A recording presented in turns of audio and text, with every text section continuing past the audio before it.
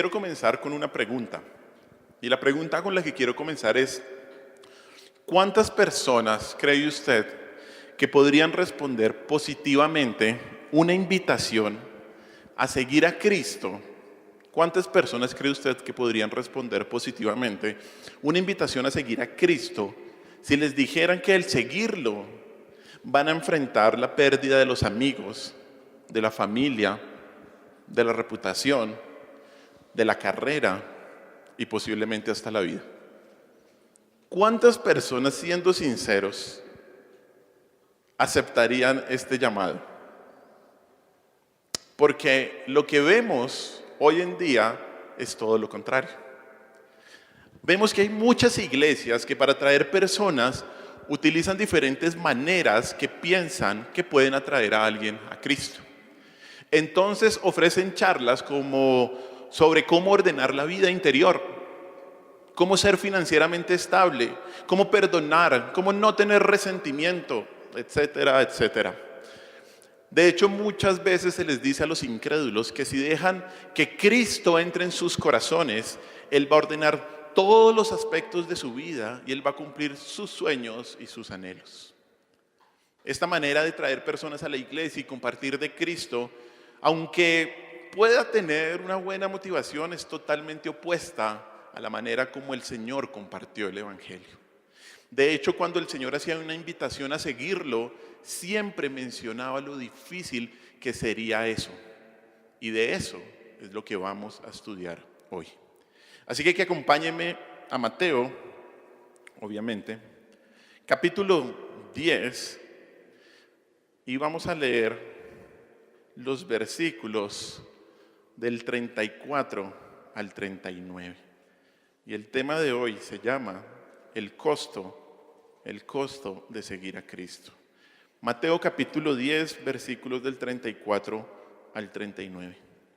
Dice así la palabra de Dios. No penséis que he venido para traer paz a la tierra. No he venido para traer paz, sino espada. Porque he venido para poner en disensión al hombre contra su padre, a la hija contra su madre y a la nuera contra su suegra. Y a los enemigos del hombre serán los de su casa. El que ama a padre o madre más que a mí, no es digno de mí. El que ama a hijo o hija más que a mí, no es digno de mí. Y el que no toma su cruz y sigue en pos de mí, no es digno de mí. El que haya su vida la perderá, y el que pierde su vida por causa de mí, la hallará. Vamos a hacer una pequeña oración, por favor. Señor, te damos gracias por este día, gracias por tu misericordia, por tu bondad. Señor, gracias porque tú has sido bueno con nosotros. Señor, ayúdanos a entender estos versículos, como tú los transmitiste. Ayúdanos a entender, como dice aquí, que hay un costo por el cual seguir a Cristo. Te alabamos y te bendecimos, Señor, y en tu nombre hemos orado. Amén. Amén. Hoy retomamos el estudio del capítulo 10 de Mateo, que nos habla de la primera misión de Jesús a sus discípulos y que nos enseña lo que esta misión implica hoy en día para todos los creyentes. Hasta este punto hemos estudiado y hemos visto cómo el Señor ha descrito varios aspectos en todo el capítulo 10, como es el mensaje de la misión, la recepción que deben esperar los mensajeros, la persecución que van a enfrentar y la confianza que se debe tener ante los seguros peligros que implica la misión. Todo eso lo hemos visto en Mateo capítulo 10. Y a pesar de que el Señor ha sido enfático en los riesgos que van a enfrentar los creyentes, esta nueva sección presenta una advertencia más de lo que implica seguir a Cristo y embarcarnos en esta misión. Y el Señor Jesús, como vemos aquí, Él no maquilla sus palabras, para nada. Él no las adorna para advertirle a sus discípulos que aunque sí puede ser peligroso, pues no va a ser tan peligroso. No, Él dice directamente lo que implica seguir a nuestro Señor Jesús. Él dice que si alguien quiere estar en su misión y seguirlo, escúcheme bien, le va a costar mucho, muchísimo. El Señor les afirma que seguirlo no solo les va a costar mucho, sino que les va a costar todo, absolutamente todo. Y este texto es concluyente en mostrar que si alguien quiere ser verdadero creyente, no va a poder evadir los sufrimientos por causa de Cristo que se han descrito en todos los versículos anteriores. Estos versículos desafían la suposición falsa de que la vida del cristiano en este mundo es un jardín de rosas y prosperidad material, física y emocional. Aquí el Señor le advirtió a sus discípulos y nos advierte a nosotros el día de hoy que seguirlo implica un alto costo. ¿Qué implica seguir a Cristo?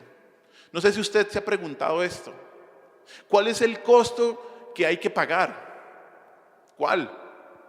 Bueno, estos versículos nos muestran 3 tipos de costos que todo creyente debe pagar si quiere ser un fiel seguidor de Cristo. 3 tipos de costos que todo creyente debe pagar si quiere ser un fiel seguidor de Cristo.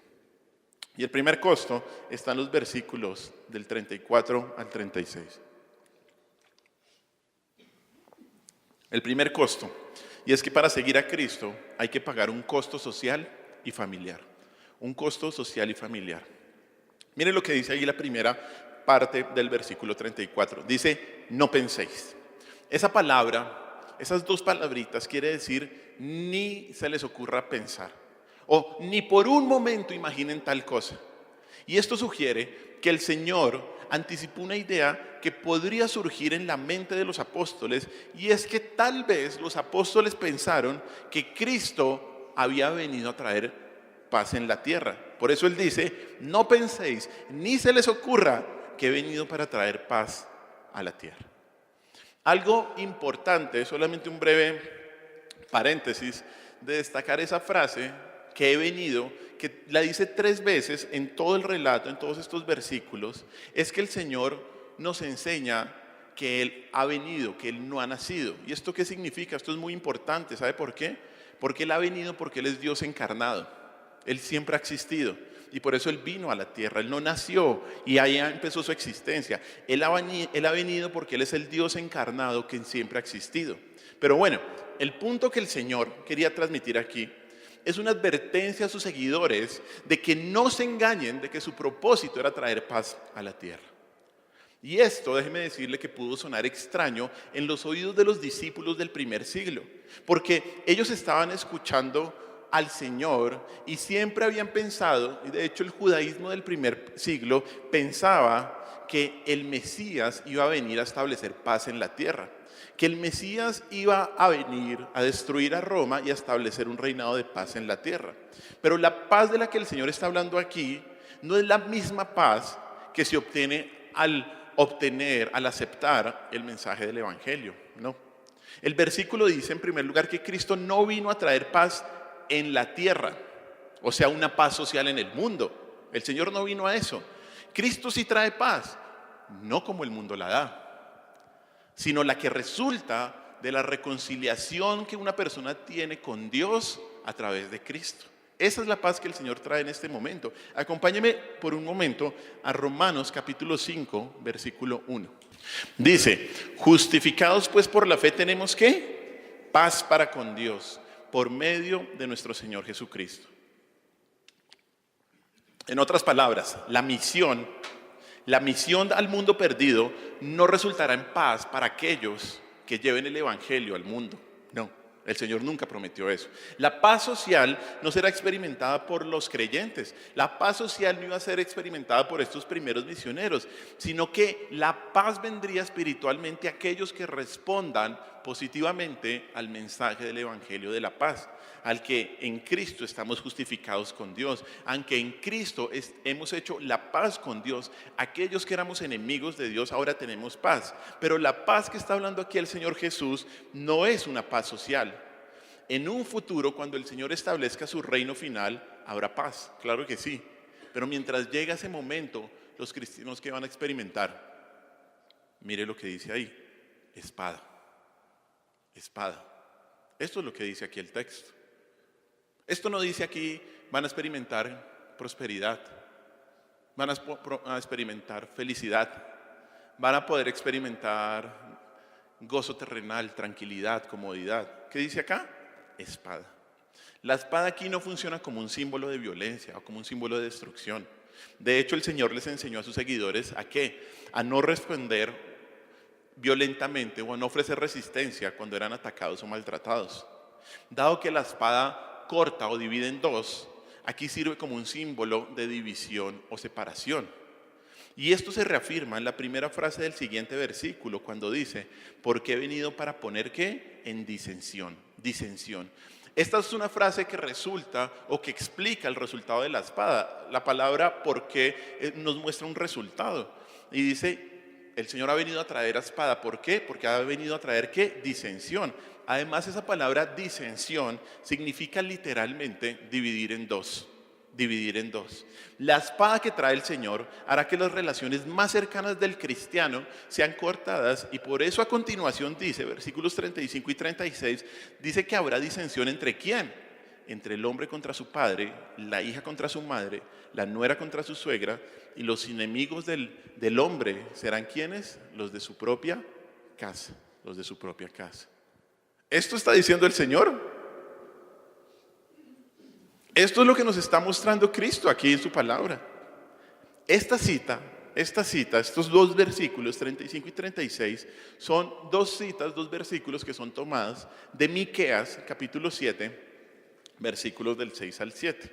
Vaya por un momento allá al Antiguo Testamento, a Miqueas 7, del 6 al 7. Miqueas capítulo 7, del 6 al 7, dice así. Dice, porque el hijo deshonra al padre, la hija se levanta contra la madre, la nuera contra su suegra, y los enemigos del hombre son los de ¿qué? Los de su casa. Ya leemos el versículo 7. Una cita tomada casi literalmente de Miqueas. Y en Miqueas el profeta está describiendo la terrible condición pecaminosa, la terrible condición de pecado y depravación de Israel. En ese momento ellos estaban bajo el rey Ahaz. Y la maldad y la desobediencia fue tan terrible, que incluso los miembros de la misma casa estaban unos en contra de otros. Esto es lo que nos dice este versículo. Lo que hace el Señor en el Nuevo Testamento es tomar las palabras de Miqueas y decirle a sus seguidores que por obedecerlo y llevar su mensaje de paz con Dios, algunas de las relaciones más cercanas, como lo son las de la familia, se romperán. Y que ellos, como en los tiempos de Miqueas, solamente deben mirar a Dios. Mire lo que dice el versículo 7 de Miqueas. Mas yo a Jehová miraré, esperaré al Dios de mi salvación, el Dios mío me oirá. ¿No? En medio de un mundo tan perverso, de tanta corrupción, en Miqueas esta era la situación. La familia estaba una en contra de la otra. Y lo mismo va a suceder con aquellos creyentes que se paren firmes por el nombre de Cristo, por la causa de Cristo. Y lo único que pueden hacer es esto que dice Miqueas: mas yo miraré al Señor. El punto central de todo esto es que con estos versículos y con esta enseñanza, Jesús disipa la creencia de que en su primera venida Él sería un Mesías conquistador que vendría a traer paz, que vendría a derrotar a Roma y establecería la paz en Israel. Para la audiencia del primer siglo este mensaje debió ser muy impactante, muy impactante, porque en ese entonces, además, la sociedad se centraba en la familia nuclear, en la casa, y los lazos familiares eran vitales para sobrevivir. En las familias judías, cuando alguien se volvía cristiano, era declarado muerto y hasta perseguido por la misma familia. Y en las familias gentiles, los miembros de la familia tenían un papel que cumplir en el culto de la casa, en el culto doméstico a los dioses que se llevaban a cabo todos los días, y también en las ceremonias públicas. Un hijo que se convirtiera al cristianismo no podía ni siquiera derramar las libaciones a los dioses de la casa, y mucho menos caminar en una procesión hacia el templo de los dioses griegos y romanos. Esa actitud obviamente iba a enfurecer a los padres, causaría división entre los miembros de la familia y llevaría a que se tomaran represalias con los cristianos dentro de la familia y por fuera de ella, porque obviamente cada ciudad, cada villa en el mundo del primer siglo estaba compuesta por diferentes tipos de familia y familias relacionadas entre sí. Por lo tanto, el Señor está advirtiendo que el compromiso con Él sería causa de discordia incluso dentro de la familia. Y de hecho esto también lo vivió el Señor, porque si nos damos cuenta en los evangelios, algunos de sus hermanos no creían en Él. Juan capítulo 7 nos lo dice. Y en alguna ocasión incluso lo llamaron loco, en Marcos capítulo 3. Hermanos, aquí Jesús advierte que el costo por seguirlo es la posible pérdida de la familia y de los amigos. La ofensa del evangelio a menudo hace que quienes lo rechazan y lo odien conviertan en parias incluso a los miembros de la familia que creen en Él. Y ese precio debe ser evaluado por todos aquellos que se hacen llamar cristianos. Porque a veces, y escúcheme bien, el mayor obstáculo entre nosotros y la obediencia a Dios no son las tentaciones que hay afuera, sino la resistencia que enfrentamos en nuestros propios hogares. Muchas veces ese es un obstáculo que algunos no están dispuestos a enfrentar. ¿Por qué? Porque es demasiado costoso, porque es demasiado doloroso. Por eso debes reconocer que si sigues a Cristo, eso te puede costar tus relaciones familiares. Eso te puede costar tus amistades más cercanas, porque cuando las verdades de la palabra penetran en una persona y esa persona toma decisiones basadas en la voluntad de Dios, va a sufrir rechazo, va a sufrir burla y va a sufrir oposición. Eso es fijo. Mire lo que dice 2 de Corintios, capítulo 2, versículos del 15 al 16. 2 de Corintios, capítulo 2, versículos del 15 al 16.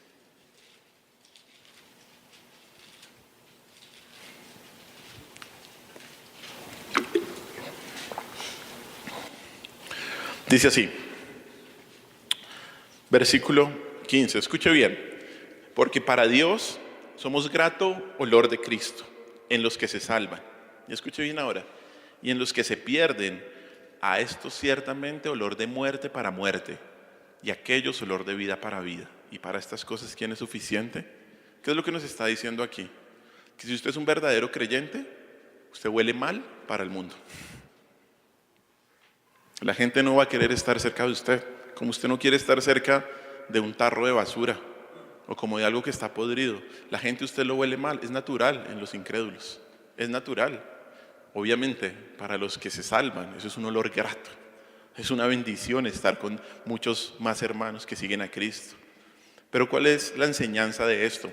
Es que si sigues a Cristo, vas a tener a los incrédulos que te rodean criticándote. Si sigues a Cristo, vas a vivir, y si vives de una manera que honre a Dios, ten la seguridad de que las personas no hablarán bien de ti.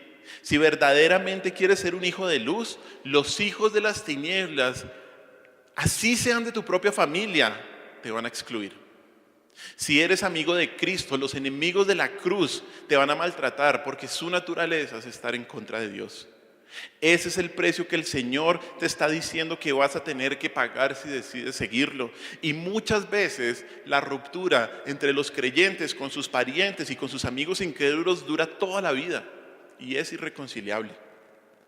Sin embargo, el verdadero discípulo debe estar dispuesto a pagar ese precio. Puede que tu familia y amigos no comprendan tu decisión, no comprendan lo que estás diciendo,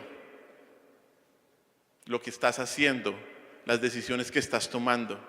Pueden considerarte un fanático o, en el mejor de los casos, tolerar tu decisión porque piensan que estás pasando por una fase de tu vida, la fase espiritual. Pero si tu familia te pide que los pongas antes que Dios o que hagas algo que la palabra prohíbe, o si tu familia te pide que desobedezcas a Dios, pídele mucha fuerza. Mucha fuerza, porque la vas a necesitar para poner a Él primero. Desde los tiempos de Caín y Abel, obedecer a Dios y seguir a Cristo ha sido causa de división. Desde ese entonces, Martín Lutero, el gran reformador, dijo lo siguiente: si nuestro evangelio fuera recibido en paz, no sería el verdadero evangelio. Si nuestro evangelio fuera recibido en paz, no sería el verdadero evangelio. Mientras el creyente encuentra paz con Dios, también encuentra la espada del mundo. También encuentra espada. Seguir a Cristo implica entender que hay un costo familiar y hay un costo social que vas a pagar. La pregunta es, ¿estás dispuesto a pagarlo? Pasemos al segundo punto. Versículo 37 de Mateo 10. Mire lo que dice ahí, versículo 37. El que ama a padre o madre más que a mí, no es digno de mí. El que ama a hijo o hija más que a mí, no es digno de mí.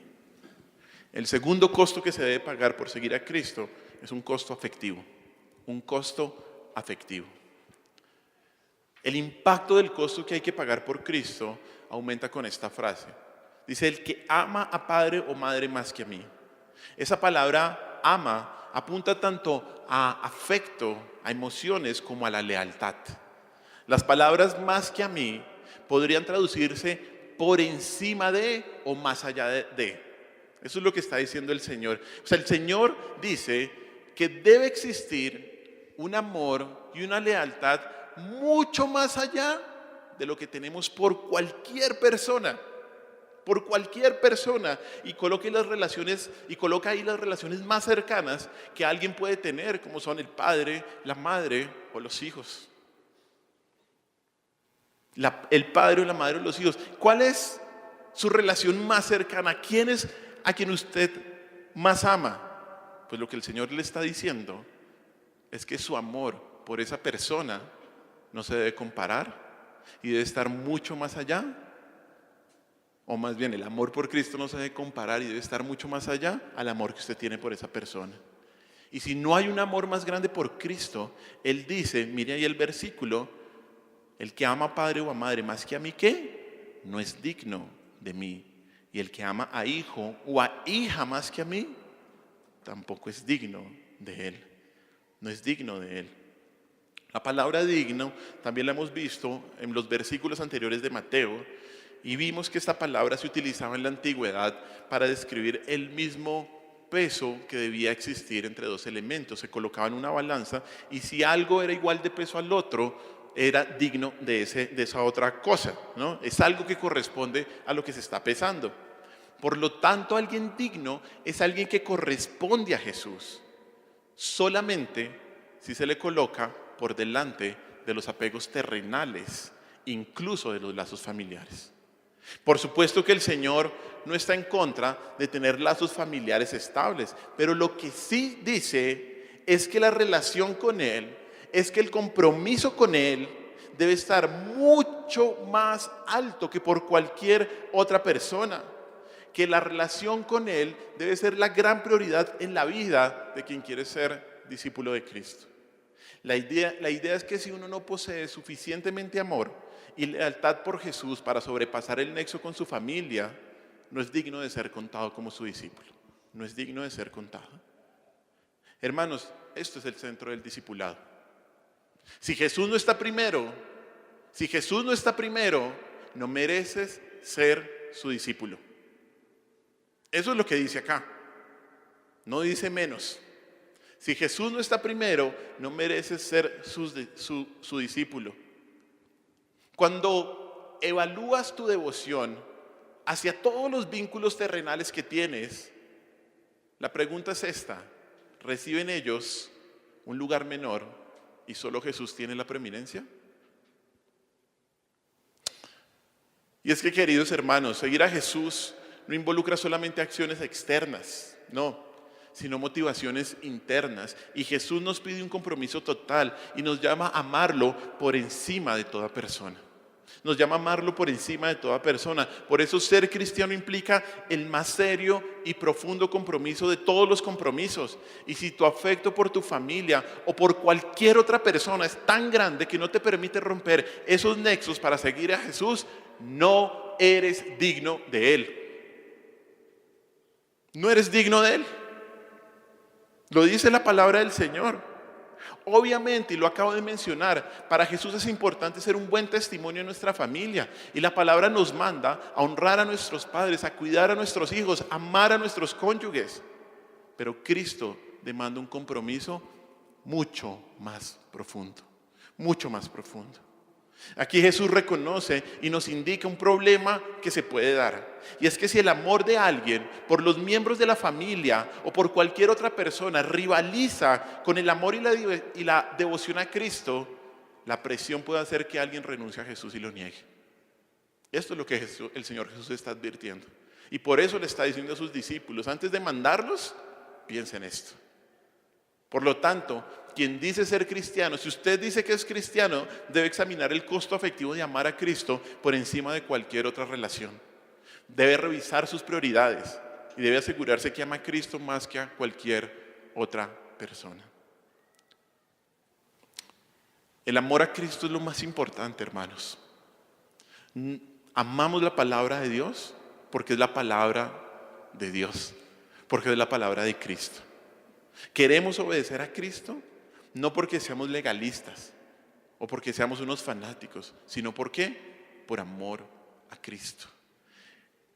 Y eso fue lo que el Señor Jesús le dijo a Pedro cuando restauró su vida. Acompáñenme a Juan 21, versículos del 15 al 17. Miren lo que dice Juan 21, 15 al 17. Recuerde, Pedro había negado al Señor Jesús. Pedro incluso había vuelto a pescar cuando se encuentra una vez más con el Cristo resucitado. Y dice así, Juan 21 del 15 al 17.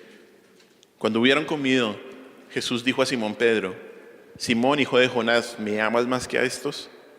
Le respondió: sí, Señor, tú sabes que te amo. Él le dijo: apacienta mis corderos. Volvió a decirle la segunda vez: Simón, hijo de Jonás, ¿me amas? Pedro le respondió: sí, Señor, tú sabes que te amo. Le dijo: pastorea mis ovejas. Le dijo la tercera vez: Simón, hijo de Jonás, ¿me amas? Pedro se entristeció de que le dijese por tercera vez: ¿me amas? Y le respondió: Señor, tú lo sabes todo, tú sabes que te amo. Jesús le dijo: apacienta mis ovejas. Esto es increíble, porque el Señor no le dijo: Pedro, ¿estás arrepentido? Pedro, muéstrame las lecciones que aprendiste de lo que te pasó. Muéstrame un discurso, muéstrame una predicación. El Señor no le dijo nada de eso. ¿Qué le preguntó el Señor? ¿Me amas? Porque es que si Cristo no es todo, de nada vale la pena. Y esto es algo muy importante, queridos hermanos. Amamos la palabra porque amamos a Cristo.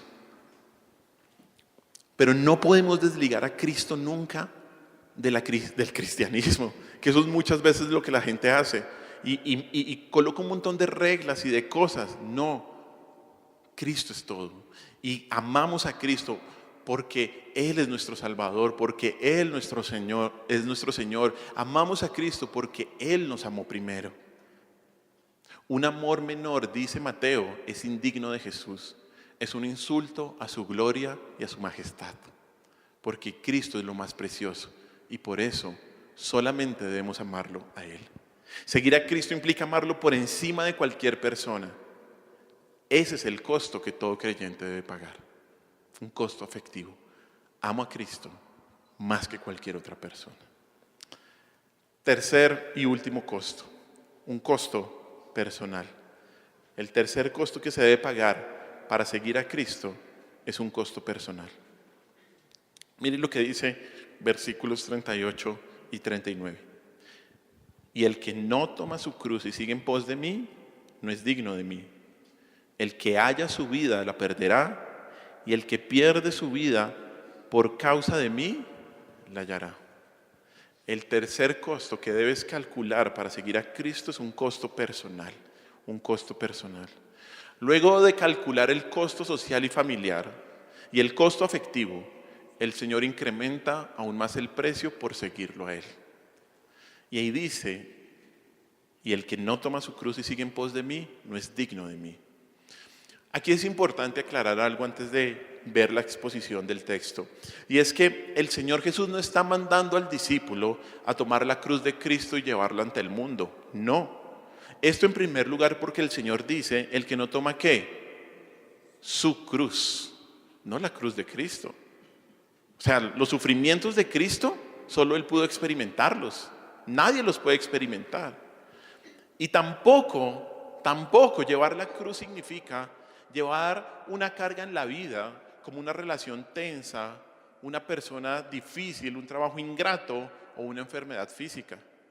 Muchas veces las personas con una falsa humildad dicen, esta es mi cruz que tengo que llevar. No, eso no es lo que significa la cruz. Cuando Jesús llevó su cruz hasta el Gólgota para ser crucificado, nadie estaba pensando en la cruz como un símbolo de una carga que había que llevar. ¿Qué significa entonces llevar la cruz? Bueno, en los días de Jesús, la cruz era el método que los romanos tenían, el método más cruel que el Imperio Romano tenía para condenar a muerte a los criminales. Era la muerte por la forma más dolorosa y más humillante que los seres humanos podrían desarrollar. Y comenzaba con los condenados llevando sus propias cruces al lugar de la crucifixión. El llevar una cruz era llevar su propio mecanismo de muerte, su propio mecanismo de ejecución, mientras en el camino se enfrentaban al escarnio público, al peso del madero y a los azotes de los soldados. Cuando el prisionero condenado llevaba su cruz al lugar de su ejecución, significaba solo una cosa: este hombre ya está muerto. Eso significaba llevar la cruz. Cuando veían a una persona con su cruz, dice, este hombre ya está muerto. Y cuando los discípulos escucharon esto, cuando el Señor les dijo esto, ¿cuál fue la imagen que ellos seguramente tuvieron? Se vieron tomando a sí mismos una cruz para ser torturados y clavados en ella para morir dolorosamente por Cristo. Eso es lo que ellos vieron. Y de hecho, si usted revisa la historia de la muerte de los discípulos, muchos de ellos murieron crucificados. Por lo tanto, tomar la cruz y seguir en pos de Cristo significa solamente una cosa: es estar dispuesto a morir a sí mismo. Eso significa tomar la cruz, estar dispuesto a morir a sí mismo, a sí mismo. Significa llevar la vergüenza y la humillación. Es un llamado a la entrega absoluta, es un llamado a crucificar los propios intereses por Cristo, por los intereses de Cristo. Y esto implica, como toda la sección ha descrito, tener una disposición a sufrir, aceptar las persecuciones del Señor e incluso a morir por Cristo. Mire, la cruz no son las circunstancias difíciles que todos enfrentamos, es todo lo contrario. Es la voluntad de sacrificar todo lo que yo más quiero.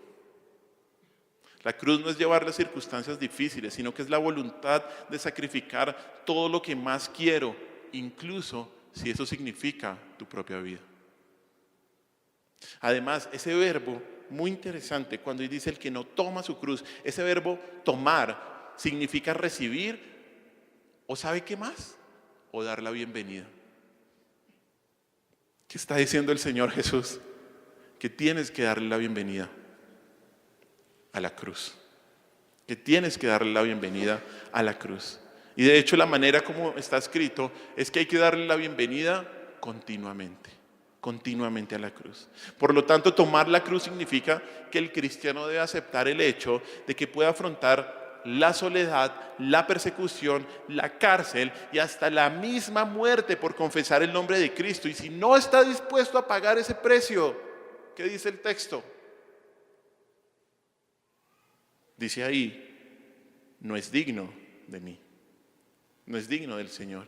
Una vez más el Señor utiliza esta palabra para advertirle a cualquiera que quiere ser su discípulo que si no muere a sí mismo, no merece a Cristo, no corresponde a Cristo. Esto significa que tomar la cruz no es opcional. No, hermanos, tomar la cruz no es opcional, es un requisito. Y es la condición que no puede faltar para alguien que quiere ser cristiano. Si alguien no quiere ser, o más bien, si alguien no toma su cruz, ¿qué? No es cristiano, no es creyente, no es creyente. Y para reafirmar este mensaje, este duro mensaje, que llevar la cruz es morir a sí mismo, el Señor dice en el último versículo que vamos a estudiar hoy, versículo 39, dice así: y el que haya su vida, la perderá, y el que pierde su vida por causa de mí, la hallará. Esto no puede ser más claro. Y aquí nos muestra dos paradojas divinas, dos contradicciones divinas. La primera comienza con la expresión el que haya su vida. Y aquí se refiere al hecho de querer proteger la vida, de querer encontrar la mejor vida. En el contexto de todo el capítulo 10, recordamos que es un contexto de ¿qué? De la misión, de la persecución, del sufrimiento. En todo este contexto se está hablando de una persona que frente a la perspectiva de los sufrimientos y de la posible muerte, prefiere negar a Cristo. En el tribunal, en el concilio, ¿para qué? Para hallar su vida. Eso es lo que ha estado enseñando todo el capítulo 10. Es alguien que prefiere negar al Señor para hallar, para no perder su vida. Pero lo que dice ahí después es que si alguien decide salvar la vida, el Señor, ¿qué dice? Mire bien, la perderá. Esa palabra significa destruir, perder, significa perecer. Y está en un tiempo futuro, ¿no? ¿Qué? La perderá. ¿Y esto está apuntando a cuándo? No a la vida terrenal.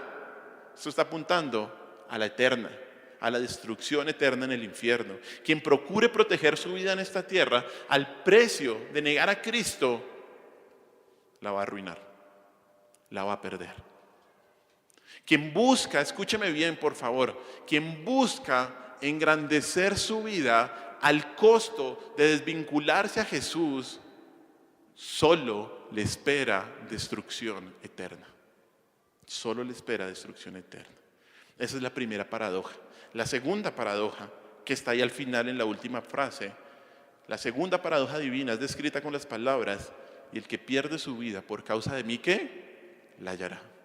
La hallará. Ciertamente esta es una definición de tomar la cruz, ¿no? Perder la vida. ¿Y significa qué? Rechazar la seguridad y las recompensas de este mundo y vivir para Dios. Significa confesar a Jesús, incluso cuando eso significa morir. Pero la paradoja es que solo así se puede encontrar la verdadera vida. El que pierde su vida por causa de Cristo, dice ahí, la hallará. Quienes pierden sus vidas por causa de Cristo, encontrarán la vida verdadera. Encontrarán la vida verdadera. Quienes deciden seguir fielmente al Señor a costa de su tranquilidad, de su comodidad, de su seguridad, muestran que pertenecen a Cristo. Y esto los llevará a encontrar la vida verdadera y la vida eterna. Obviamente, el texto no enseña que la vida eterna, que la salvación se obtiene mediante el esfuerzo humano.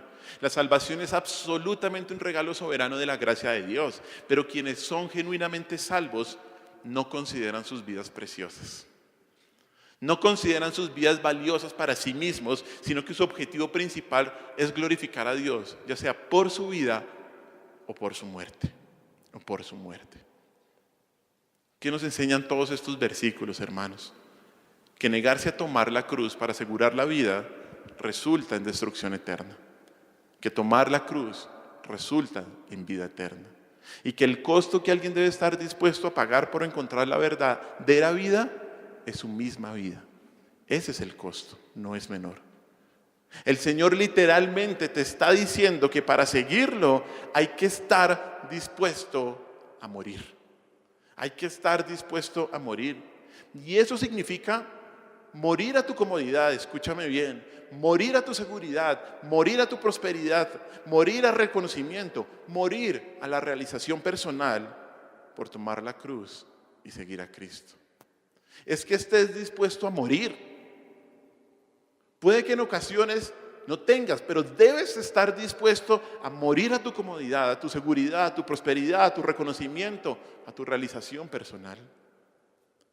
Un gran escritor bíblico, pastor también, A.W. Tozer, dijo esto. Dijo que estar crucificado con Cristo significa tres cosas. Tres cosas significa estar crucificado con Cristo. Número uno, un hombre que está crucificado está mirando solo en una dirección. Solo en una dirección. Número dos, un hombre que está crucificado no puede volver atrás. Ya ha dicho adiós. Y número tres, un hombre que está crucificado no tiene más planes propios. Solo mira en una dirección, no va a volver atrás y no tiene más planes propios. Si has tomado la cruz, estás mirando solamente en una dirección, solamente a Cristo. Si has tomado la cruz, has dicho adiós y no vas a regresar a tu vida pasada de pecado. Si has tomado la cruz, ya no tienes más planes propios. Estás crucificado. Estás crucificado. Mira lo que dice Hechos capítulo 20, versículo 24. Hechos capítulo 20, versículo 24.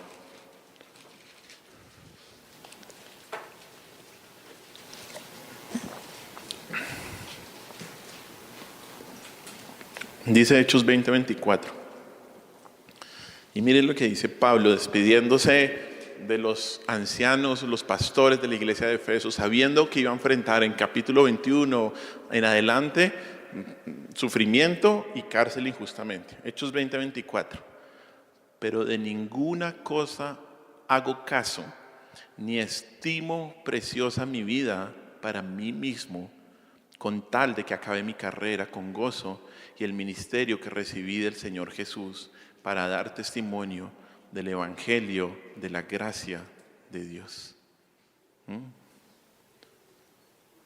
O sea, Pablo es increíble. De ninguna cosa él estimaba preciosa su vida. Es increíble esto.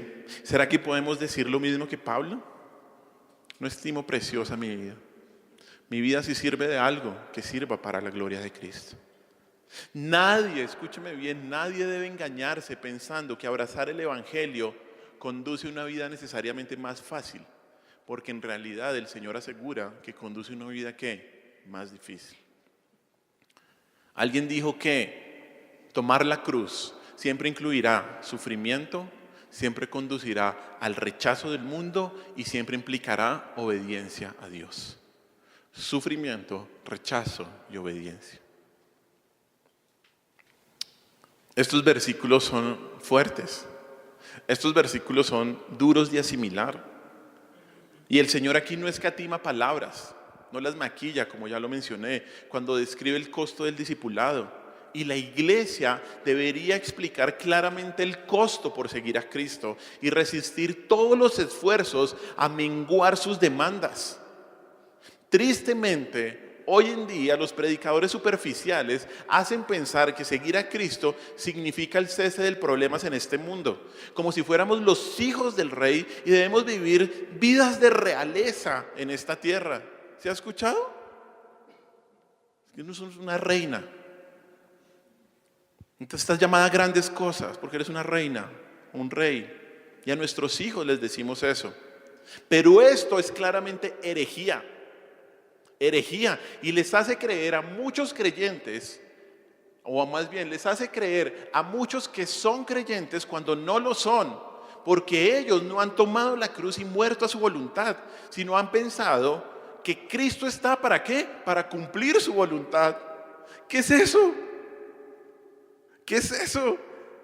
Y si alguien no toma la cruz y muere a sí mismo, ¿qué dice acá? No es cristiano. No es cristiano.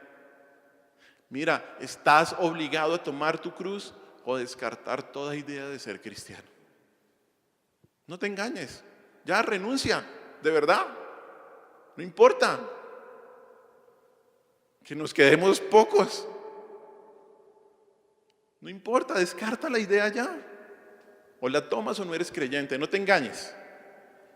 Aquellos que inicialmente profesan a Cristo, pero no están dispuestos a sufrir por su causa, muestran que no son verdaderamente sus discípulos. Por el contrario, aquellos que soportan pruebas y dificultades por el honor de Cristo demuestran la autenticidad de su fe. Y es que la Escritura no puede ser más clara, hermanos. No puede ser más clara en que Cristo ha traído espada, división y sufrimiento a la tierra. El Señor no ha traído una chequera en blanco para que puedas hacer lo que quieras. No. El Señor no ha traído una chequera en blanco. Hasta que alguien no esté listo para morir por Jesús, no está listo para vivir verdaderamente para Él. Hasta que alguien no esté listo para morir por Jesús, no está listo verdaderamente para vivir por Él.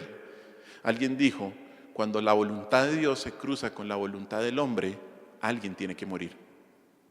Cuando la voluntad de Dios se cruza con la voluntad del hombre, alguien tiene que morir. Seguir a Jesús es costoso en todo aspecto.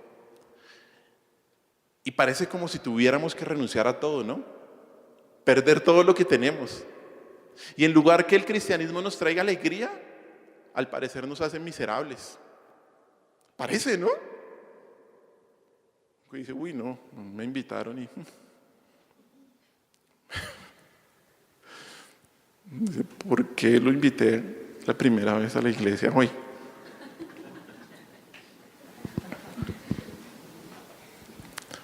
¿Vale la pena ese costo? Miren lo que dice Primera de Pedro, capítulo 1, versículos del 6 al 9. Somos una iglesia pequeña y sabemos quién ha venido por primera vez. Decimos, pastor, Lambarro.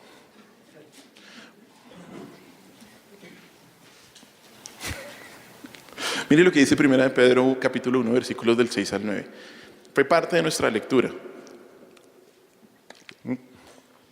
Déjeme ya, que estaba en Santiago.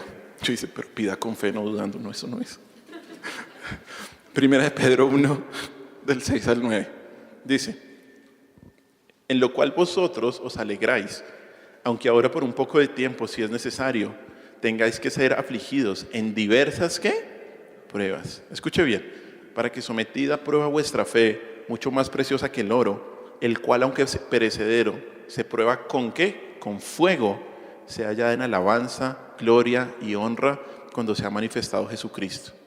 Y escuche bien esto que es precioso, a quien amáis sin haberle visto, en quien creyendo, aunque ahora no lo veáis, os alegráis con gozo inefable y glorioso, obteniendo el fin de vuestra fe, que es la salvación de vuestras almas. ¿Cuál es el fin de la fe? ¿Cuáles son las bendiciones de la salvación? Alegría con gozo inefable y glorioso. Un gozo que no es de esta tierra, hermanos. Un gozo que no es de acá. Un gozo que no es de acá. ¿Vale la pena ese costo? Claro que sí. Claro que vale la pena vivir y morir para Cristo. No solo porque ganas la vida eterna, sino porque ganas la verdadera vida aquí. Ganas la bendición, la maravillosa bendición de saber que estás en paz con Dios. Ganas la bendición de vivir para un propósito mayor. Ganas la bendición de servir al Rey de Reyes. Ganas la bendición de pertenecer a la familia de Dios. No te dejes engañar y nunca creas que no vale la pena sacrificar todo por seguir a Cristo.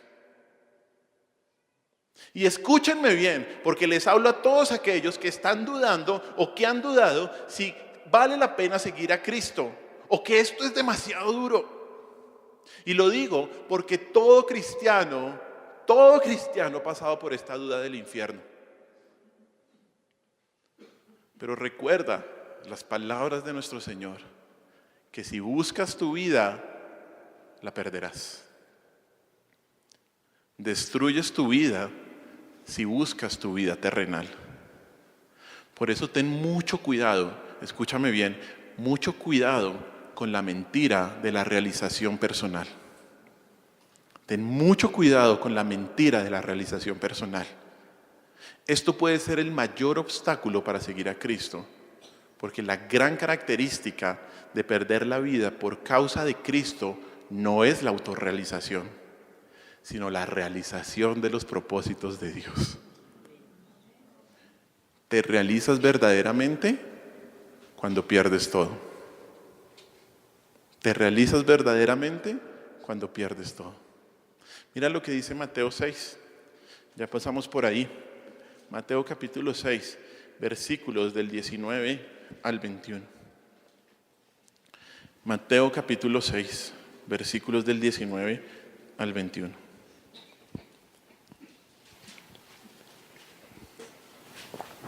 Dice, no os hagáis tesoros en la tierra, donde la polilla y el orín corrompen, y donde ladrones minan y hurtan, sino haceos tesoros en el cielo, donde ni la polilla ni el orín corrompen, y donde ladrones no minan ni hurtan.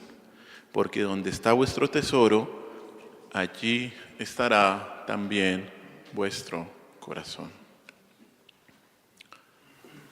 ¿Cuál es tu tesoro? ¿Algo material? ¿Cuál es tu tesoro? ¿Tu profesión? ¿Cuál es tu tesoro? ¿Una persona? Te realizas verdaderamente cuando desechas todo eso. No significa que no importe, pero cuando sabes que eso no está en tu corazón como tu tesoro.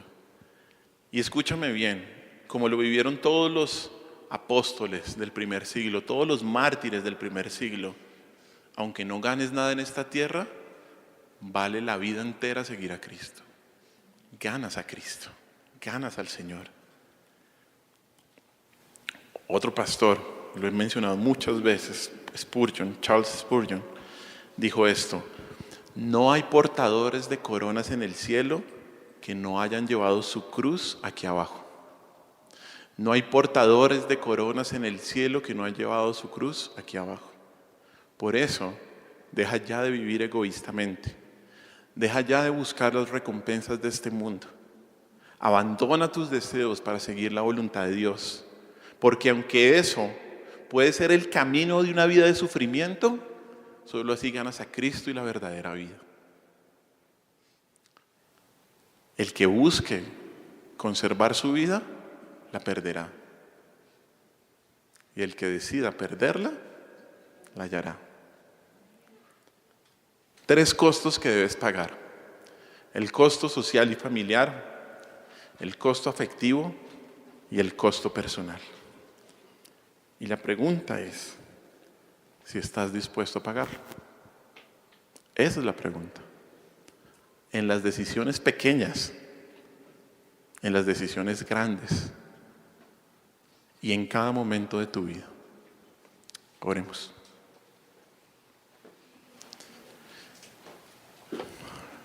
Mi Señor, te doy gracias por este día. Gracias por tu misericordia. Gracias por tu amor y por tu palabra.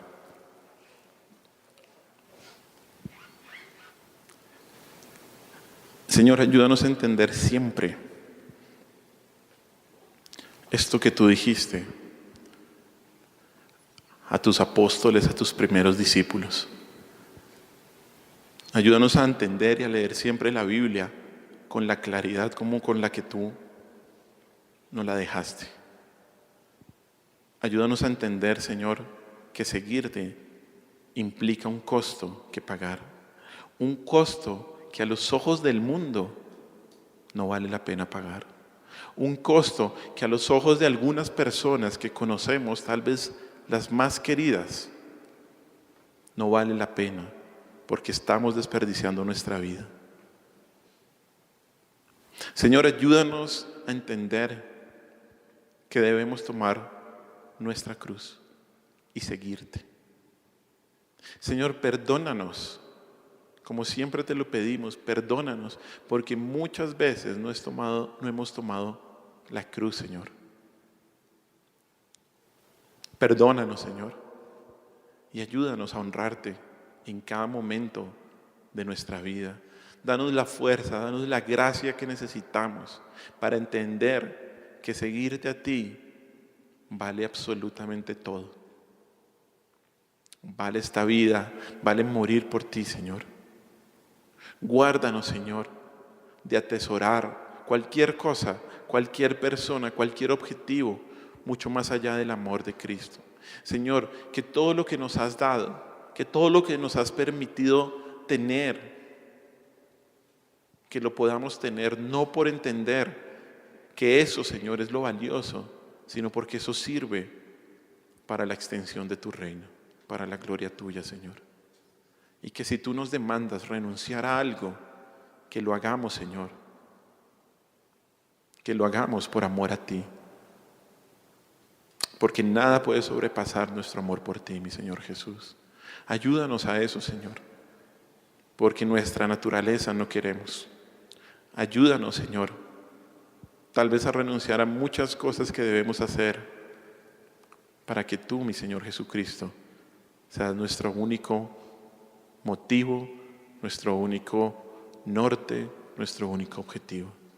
Ayúdanos a entender, mi Señor Jesucristo, que si llevamos la cruz, que si estamos crucificados, solamente hay un lugar a donde mirar, que ya no podemos volver atrás y que ya no tenemos planes propios. Como dice tu palabra, con Cristo estoy juntamente crucificado y ya no vivo yo, sino que vive Cristo en mí. Te damos gracias, mi Señor Jesucristo, y en tu nombre hemos orado. Amén.